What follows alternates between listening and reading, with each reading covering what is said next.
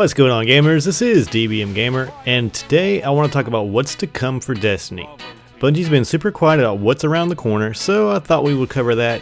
But before I get rolling, I have a few shoutouts to give. Now, my shoutouts is one way that I try to show appreciation back to the community of gamers that have got me this far.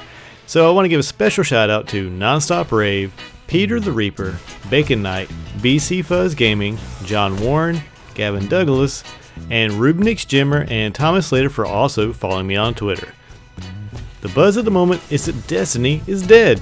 That's pretty much crap, because why would people talk about it if it was no more? Need some proof? Check this out. Over on GameAwards.com, the Taken King is up for Multiplayer Game of the Year. Bottom line is a lot of people are just simply burned out after playing for as long as we have. The average active player for Destiny logged about 3 hours a day. Now, it's fine to get worn out, especially if it doesn't look like there's anything new coming. Well, there is. The first thing down the line is the revamped Iron Banner. Now, this is going to start up tomorrow. It might be active already depending on when you're watching this video, but the special rewards appear to be the new Finalis Peril hand cannon and the Bredomart stand, which looks like a very good heavy machine gun provided you can get 35 rounds in the mag. It will also have its own new ghost shell and artifacts that I covered last week. Next up is a new challenge mode for King's Fall. Now, this is a bit mysterious since Bungie has stated there will be some special rewards for completing these challenges, but hasn't mentioned them. Now, it could be simply a special emblem so that you can show you completed the raid in an odd way. It could also be something else. If you were watching my channel before the Taken King launched, I pointed out a bunch of exotics that have yet to show up. Exotics like the Transversive Steps, the first exotic boots for Warlocks, the Astrocyte Verse, a mysterious looking helmet for the Voidwalker, the ATS-8 Tarantula, actually pictured in the Taken King Special Edition book, yet it's not in the game, as well as the Shinobu's Val Gauntlets, the Frosty E5 boots for Hunters.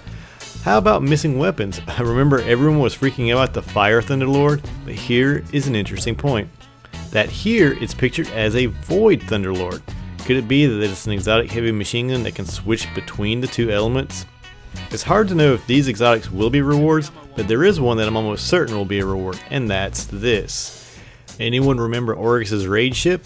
Yeah, I haven't seen anybody flying this, but I'm almost certain this is still something that's sitting in the wings.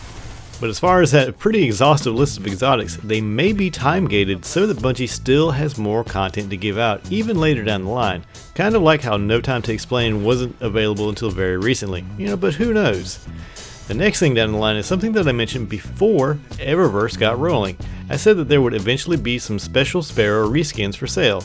Now, we've known for a long while that there are variations of the Tumbler Sparrow that were never released. It stands a good chance that these and even more variations will show up for sale very soon, as well as even more emotes. If you hang around Tess herself, she will even mention her new Sparrows. How about that? We also know there's a patch that's incoming that will tweak the classes. Some aspects that are too weak, and some that are just too OP. Sunbreakers. Alright guys, remember how cool the Festival of the Lost was? You remember last year, Bungie tried to be in the holiday spirit and gave a free present through the Postmaster?